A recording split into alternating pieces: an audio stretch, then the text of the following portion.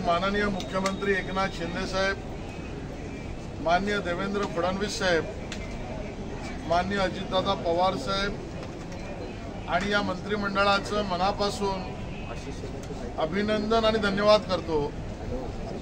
याचं कारण मराठा समाजाचं मागासलेपण सिद्ध करण्याची गरज होती। कुठलाही कायदा, कुठलंही आरक्षण, कुठलीही सवलत जर कायद्याच्या चौकटीत द्यायची असेल तर त्याच्या आधी काही पूर्व अटी असतात। त्या पूर्व अटी पूर्ण करणं गरजेचं असतं आणि ती पूर्वबंधन हे सर्वोच्च न्यायालयाने त्याच्या निवाड्यामध्ये स्पष्ट केलेलं आहे आणि त्यामुळे या पूर्व अटींनी पूर्वबंधनं ही कायद्यात परिपूर्ण केल्याशिवाय आरक्षण किंवा सवलत ही बिनआधार ठरते आणि अशी कुठलीही परिस्थिती न निर्माण करता कायदेशीर आधारावर इंदिरा साहनी निवाड्यात दिलेल्या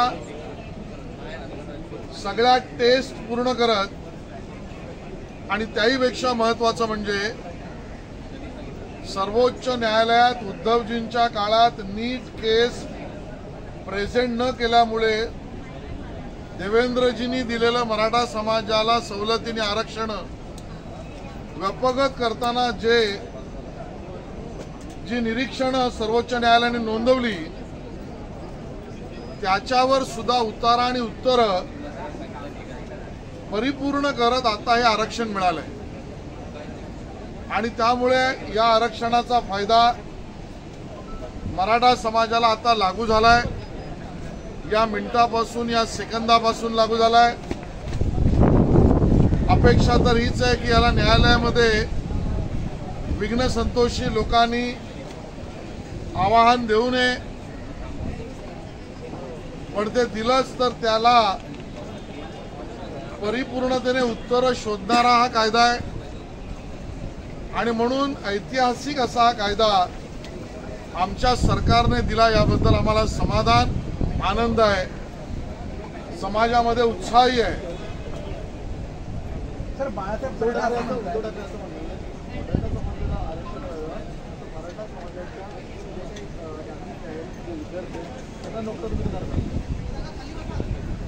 स्वतः सरकारमध्ये असताना उद्धवजींनी यातली एकही गोष्ट केली नाही। समाजाच्या बाजूने न्याय, निवाडा, कायदा करण्यासाठी एकाही समितीच्या बैठकीचा पाठपुरावा माननीय माजी मुख्यमंत्री उद्धवजींनी केला नाही।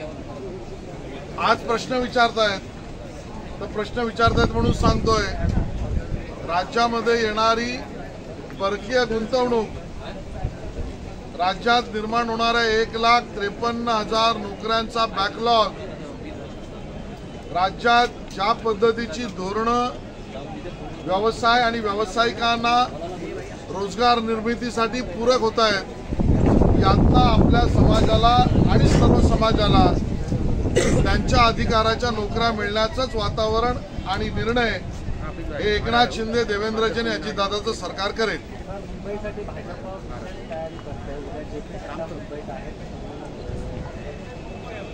भारतीय जनता पक्षाचे राष्ट्रीय अध्यक्ष सन्माननीय JP नड्डाजी उद्या दुपारी 12:30ला मुंबईत येतील। 1.5 दिवसाचा त्यांचा दौरा हा संघटनात्मक येऊ घातलेल्या लोकसभा निवडणुकीच्या पार्श्वभूमीवर आहे। 3 लोकसभांचे एक क्लस्टर, याचा अर्थ मुंबईमध्ये 2 क्लस्टर आम्ही संघटनात्मकरित्या केले आहेत। त्या पूर्ण लोकसभांच्या निवडणुकांच्या मॅनेजमेंटसाठी 6 लोकसभेच्या मॅनेजमेंट कमिटीज, लोकसभा निवडणूक संचलन समिती आम्ही बनवल्या आहेत। 6 लोकसभांचा कोर ग्रुप बनवला आहे।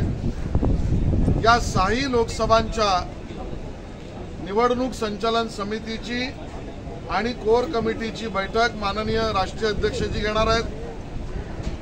बरोबरीने 6 लोकसभा जिंकून येण्यासाठी आम्ही बनवलेला आमचा रोडमॅप याची संपूर्ण माहिती अवगत करून आम्हाला मार्गदर्शन करणार आहेत। त्यानंतर संध्याकाळी 3 लोकसभा क्षेत्रांचं बूथपर्यंतच्या कार्यकर्त्यांचं संमेलन हा मेळावा अंधेरी पूर्वला त्या ठिकाणी होणार आहे। त्याला माननीय राष्ट्रीय अध्यक्षजी संबोधित करणार आहेत।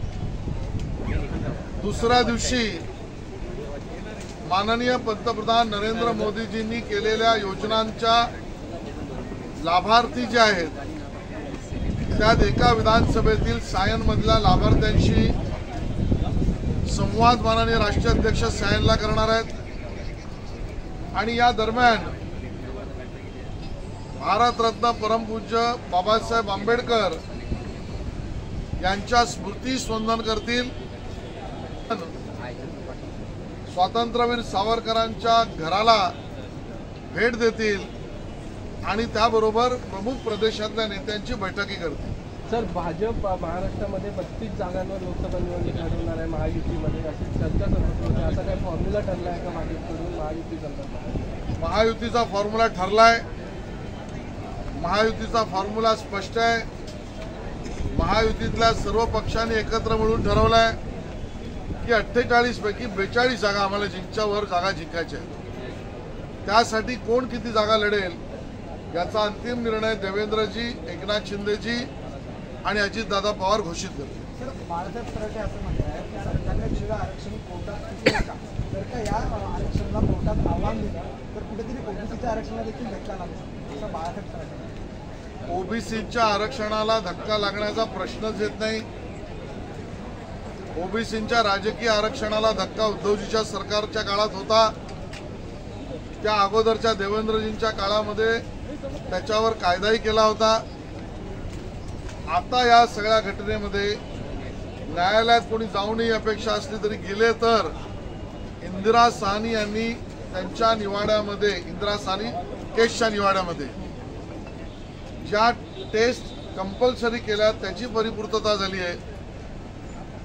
बरोबरीने सर्वोच्च न्यायालयासमोर देवेंद्रजींच्या काळात केलेल्या कायद्यातल्या निरीक्षणांची परिपूर्तता झाली आहे। क्वांटिफायबल डाटा हा गोळा झालेला आहे। हिस्टॉरिकल रेफरन्स कलेक्ट केलेले आहेत।